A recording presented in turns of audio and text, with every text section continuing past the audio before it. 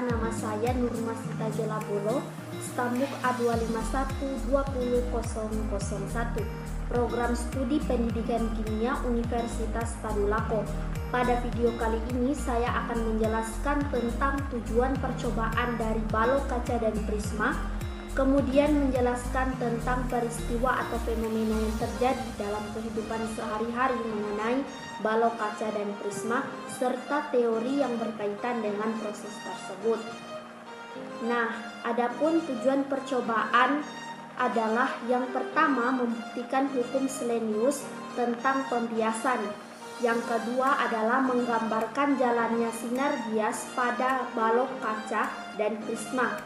Yang ketiga adalah menentukan indeks pada batas balok kaca dan dua bidang prisma.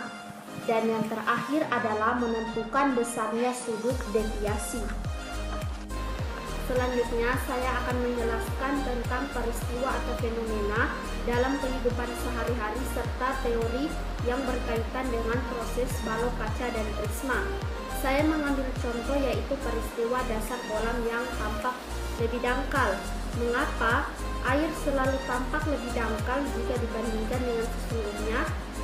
Hal ini dikarenakan ketika kita melihat cahaya dari dasar air tersebut terpantul ke mata kita. Dalam hal ini cahaya merambat di dalam air kemudian keluar menuju udara hingga akhirnya sampai ke mata kita. Cahaya merambat lebih lambat di air jika dibandingkan di udara. Perbedaan kecepatan cahaya di kedua medium ini mengakibatkan cahaya berbelok ketika melewati batas antara keduanya. Untuk lebih jelasnya, kita simak gambar sebagai berikut. Mata kita selalu mempersepsikan bahwa cahaya terpantul lurus dari benda yang kita lihat. Oleh sebab itu, meskipun pada kenyataannya cahaya berbelok ketika keluar dari air, mata kita menganggapnya sebagai garis lurus. Hal ini mengakibatkan perbedaan antara posisi bayangan yang terbentuk oleh mata kita dengan bayangan yang sesungguhnya.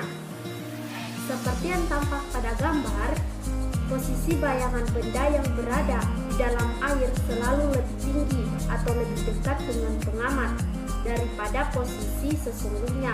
Alhasil, air selalu terlihat lebih dangkal. Hal ini juga terjadi pada ikan. Ikan yang berada di dalam air juga mengalami fenomena yang sama. Posisi bayangan ikan yang kita lihat bukanlah merupakan bayangan yang sesungguhnya, karena cahaya yang dipantulkan dari ikan tersebut telah berbelok. Jika kita ingin menombak ikan tersebut, maka arahkan tombak tersebut sedikit ke bawahnya, supaya mengenai ikan dengan lebih akurat. Sebaliknya, jika kita berada di dalam air, maka benda-benda yang ada di atas air itu tampak lebih jauh. Penyebabnya itu sama, yaitu karena pembelokan cahaya rambat. Seperti gambar berikut ini.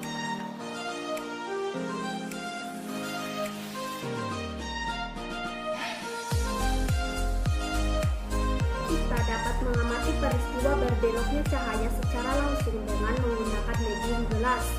Sama halnya seperti air, gelas merupakan medium yang lebih rapat daripada udara, sehingga dapat membelokkan cahaya.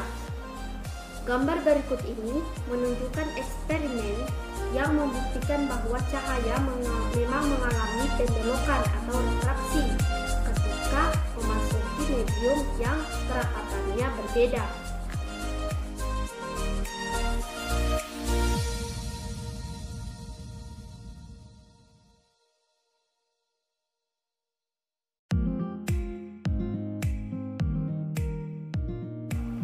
Sekian video yang saya buat mengenai balok kaca dan prisma. Mohon maaf apabila ada kesalahan dalam penyebutan kata maupun dalam pembuatan video. Wassalamualaikum warahmatullahi wabarakatuh.